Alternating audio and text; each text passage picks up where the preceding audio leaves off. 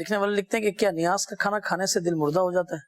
کچھ لوگ ایسا کہتے ہیں کہ مردہ بھائی کا گوشت کھانے کی طرح ہوتا ہے۔ یہ یوں سمجھیں کہ کسی بھی شخص کو ایک چیز سمجھ میں نہیں آ رہی نا، صحیح، تو وہ اسے روکنے کے لیے ہر ممکن طریقہ اختیار کرتا ہے۔ جی جی جی، نیاز کی چیز اگر کسی کو نہیں سمجھ میں آتی تو وہ اسے روکنے کا ایک حربہ ہے صحیح، کہ دل مردہ ہو جائے گا، تو نیاز کی چیز سے دل مردہ نہیں ہوتا۔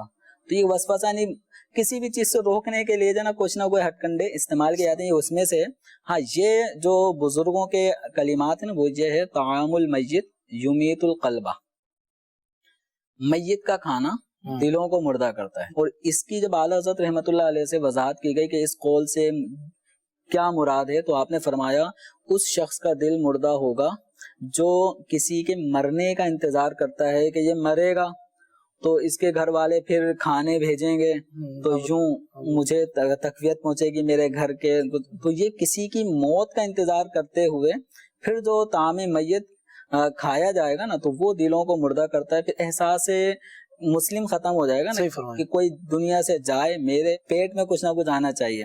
تو یہ والا جو کھانا ہے نا طعام المیت یمیت القلبہ، یہ میت کے کھانے کے منتظرین کے بارے میں تو یہ ہے۔ نیاز کا کھانا یہ بڑا بابرکت کھانا ہوتا ہے۔ جیسے آپ یہ سمجھ لیں کہ کوئی بھی نیاز کا اہتمام ہوگا تو نارملی چاروں کل شریف اس میں پڑھے جائیں گے، بالکل، سورہ فاتحہ، الف لام میم کی ابتدائی آیات، کچھ ذکر و اذکار، تسبیحات، درود شریف پڑھ کے اب دعا مانگی جاتی ہے، یا اللہ جو کچھ ہم نے اہتمام کیا اس کو اپنی بارگاہ میں قبول فرما۔ اس کا ثواب حضور کی بارگاہ میں انبیاء کرام، شہداء، صحابہ، ازواج مطہرات، قیامت تک آنے والے جمیع مسلمین مسلمات کو اس کا ثواب پہنچا رہے ہیں۔ اس میں بتائیے کون سی چیز حرام ہے؟ صحیح فرما۔ آپ کے چاول کے دانے آپ نے حلال پیسوں سے خریدا، چاول حلال ہیں، پانی اس میں حلال ہے، اس میں جو بوٹیاں ہیں وہ حلال ہیں، آپ نے میٹھے کا اہتمام کیا وہ بھی سارے آئٹم حلال ہیں۔ حرام کہاں پہ ہوا؟ صرف نام کا آ جانا، تو نام کا آ جانا کسی چیز کو حرام نہیں کرے گا۔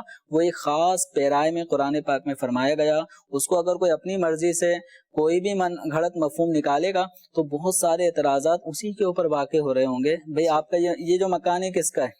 کہا جائے گا یہ میرا ہے، لوگ اپنے نام سے اس کو قصر فلاں لکھتے ہیں، یہ آپ کا کیسے ہو گیا؟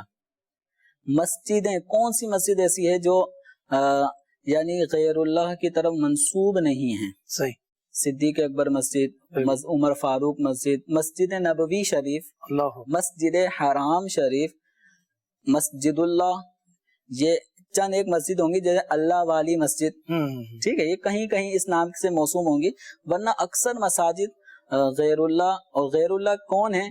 محبوبان بارگاہ خدا بندی، ان کے نام کی طرف منسوب ہوتے ہیں۔ اور مقصد کیا ہوتا ہے کہ یہ ہم صدیق اکبر رضی اللہ تعالیٰ عنہ کے اصالہ ثواب کے لیے مسجد قائم کر رہے ہیں، اور مسجدیں تا قیام قیامت ہوتی ہیں، تو یہ مسجد جب تک اس میں نماز پڑھی جائے گی، جب تک یہ قائم دائم رہے گی، اس وقت تک صدیق اکبر رضی اللہ عنہ کو اس کا ثواب پہنچے۔ مسجد عائشہ ہوتی ہے، مسجد نبوی شریف ہے، اس طرح کوئی اپنے مرحوم والدین کے نام سے کوئی مسجد بناتا ہے، ان کے نام کی طرف منسوب کر دیتا ہے، زینب مسجد والدہ کی طرف رکھ دیا، تو والدہ کو ثواب پہنچانا مقصود ہے۔ کیا مسجد جو غیر اللہ کی طرف منسوب ہو رہی ہے، حالانکہ قرآن کہتا ہے تمام مساجدیں اللہ کی ہیں، اس کے باوجود مسجد زینب، مسجد صدیق اکبر، مسجد علی، تو یہ سب چیزیں کیا ہیں؟